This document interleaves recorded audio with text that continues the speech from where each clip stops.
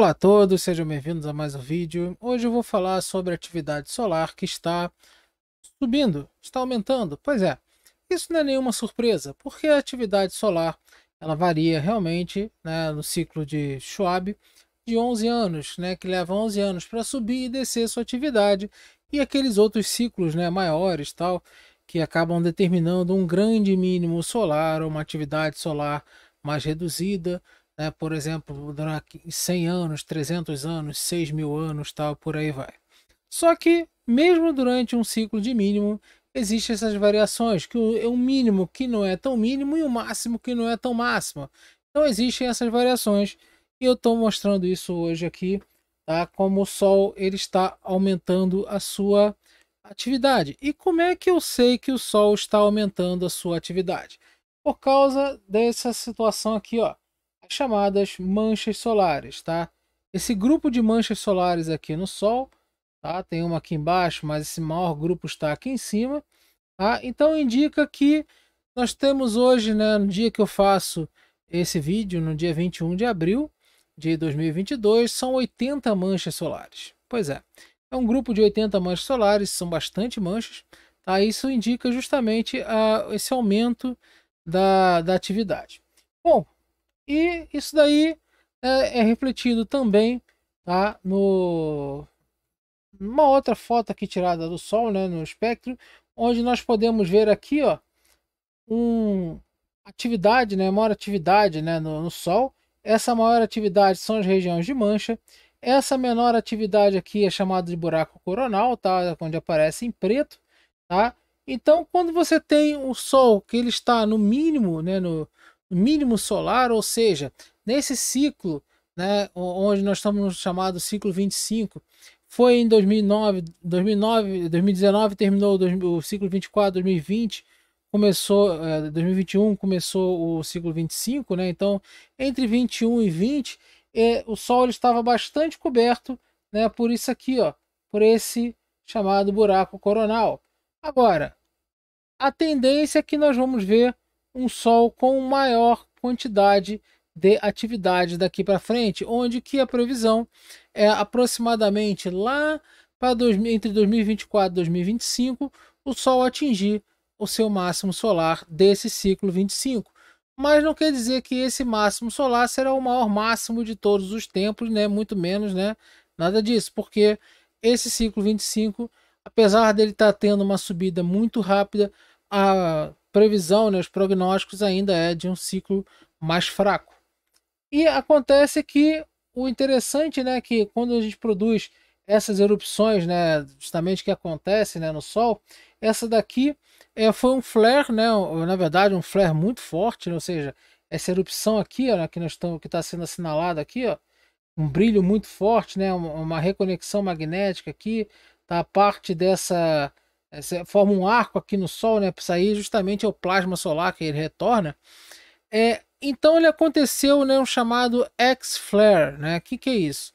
Foi justamente, né, uma explosão de raio-x que aconteceu, tá? Foi numa classe M9.6, que foi uma bastante forte, tá?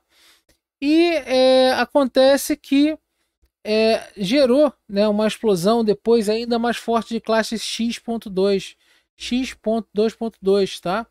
Então a classe X é a classe mais forte, né, de erupção solar que pode acontecer, dessa explosão solar aqui, tá? Mas dentro da própria classe, né, X existem vários outros subclassificações, tá?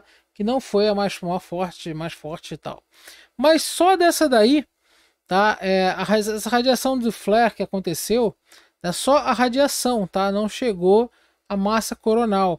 Então, só essa radiação que aconteceu já foi possível causar apagões de ondas de rádio, de ondas curtas, né, no sudoeste da Ásia e da Austrália. Tá? Então, isso é notavelmente, né, que este caso, né, de um dia, uma consequência bastante grande desse tipo, né, de radiação, principalmente desse tipo de radiação da faixa X, né, acontece que perturba a nossa atmosfera, perturba a ionosfera, tá? E acaba fazendo um grande problema lá com a comunicação de rádio. Então você tem alguns apagões, sim, tá? Ainda é somente com a radiação eletromagnética, sem chegar à massa coronal. E com isso, tá? Nós vamos ver que o ciclo ele está se fortalecendo justamente por causa dessa pontinha aqui, ó.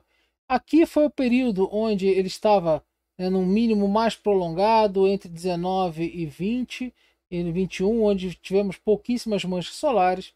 E agora a atividade está aumentando. Ué, mas o gráfico não está caindo? Sim, mas isso aqui ele detecta a quantidade de nêutrons, tá? Lá em Iolu, tá? Esse aqui é a data que vem sempre aqui, ó. Quando você tem o pico aqui em cima, quer dizer que o Sol está numa atividade, né? O que? Uma atividade menor. Então, se há uma maior entrada de nêutrons. Aí, quanto maior atividade solar, né? Para baixo aqui, menor entrada de nêutrons, maior atividade solar. Onde nós podemos ver que o pico aqui da nossa era foi justamente, né, na era do satélite, desde 1965, né? Foi aqui no ano entre 91 e 93, tá, onde teve esse pico de atividade, depois ela permaneceu alta ainda, né, com aqui, ó, justamente com os dois máximos, né, dois mínimos não tão mínimos e dois máximos bastante pronunciados, e depois os mínimos solares começaram a predominar. Então, o que que acontece?